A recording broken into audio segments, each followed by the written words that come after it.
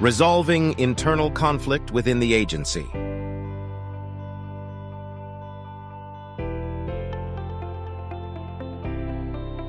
Greetings, ladies and gentlemen. Today I come before you with great tales of a remarkable journey, an arduous journey that explores from the depths of conflicts, drudgery, to the triumphant attainment of resolution within this law enforcement agency.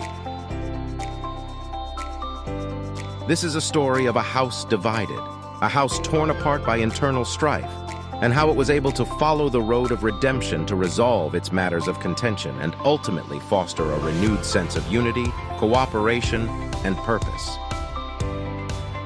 This epic unfolds within the precinct walls of a once harmonious law enforcement agency. After an unfortunate series of misunderstandings, miscommunications, and differences in approach and opinion between the troops on the street and the administration, or brass, in the office, which led to an internal divide.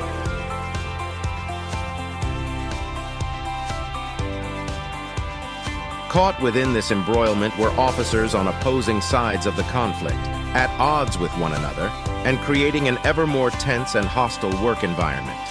This division was severely impacting the agency's morale and efficiency, but worse than that, its ability to effectively serve the community overall. The roots of this agency's internal conflict were deep and could be traced back far and long. Roots that were composed of differing perspectives on ideas such as community policing, allocation resources and equipment, and policies and procedures pertaining to approaches of addressing criminal activities. Instead of embracing the diversity of differing thoughts and opinions, the agency found itself mired in confrontations, hindering progress and eroding trust among the ranks.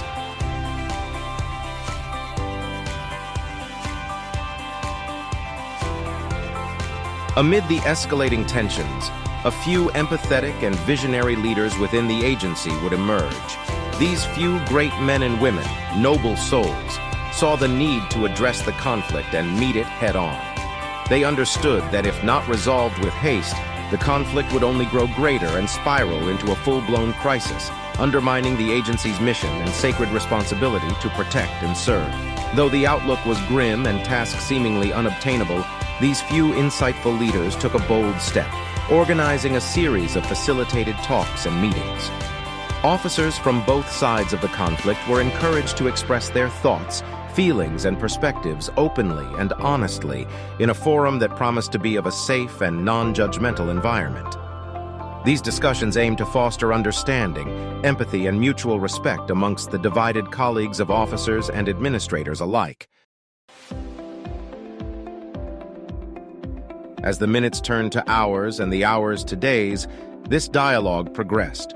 Officers on both sides of the aisle discovered that they shared more common ground than they initially expected. Both parties would soon acknowledge their shared commitments to public safety, the desire to protect their community, and the importance of upholding the law. It was this passion and these shared values that would forge them together in the fires and create a foundation, setting the stage for talks of compromise and collaboration amongst the factions.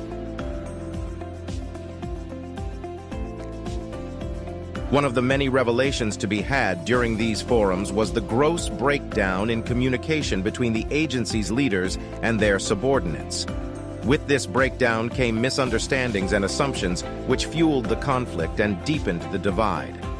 In order to address this quandary, leaders of both sides agreed that the agency would invest in communication training for its officers and administrators. These trainings would emphasize active listening, effective communication techniques, and conflict resolution skills.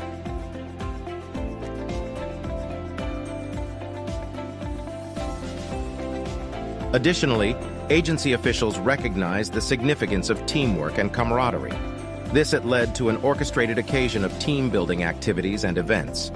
These activities were designed to break down barriers, build trust, and foster a sense of unity amongst the officers and the administration.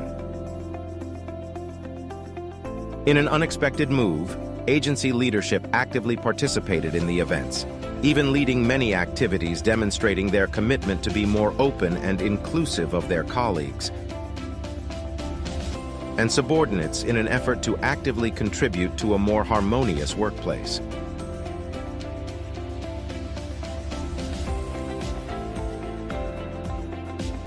To encourage officers' engagement and ownership of their work, the agency implemented an open-door policy that welcomed new ideas and innovative approaches to ideas once closed to discussions such as community policing and approaches to crime prevention.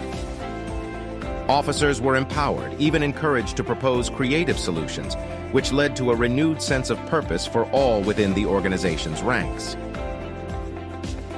As the agency embraced these transformative measures, the once deep internal divide began to heal. Officers from opposing sides began to collaborate, leveraging their diversity and enhancing their effectiveness in fighting crime and serving their community.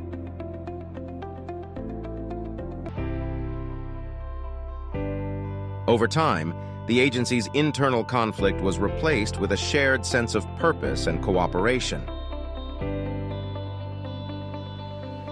Through open dialogue, understanding, and a commitment to change from both sides, officers united under a common vision.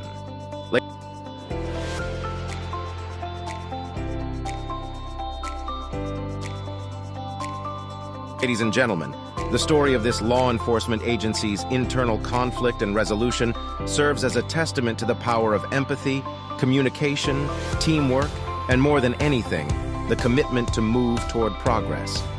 It demonstrates that when divided, we must all find a way to come together, because when we do, we can transcend any adversity or challenge and emerge more united, stronger, and better equipped to fulfill the mission in front of us. Let us remember this inspiring journey as we strive for harmony within our own organizations and allow its lessons to help us work towards a safer and more compassionate world. Thank you.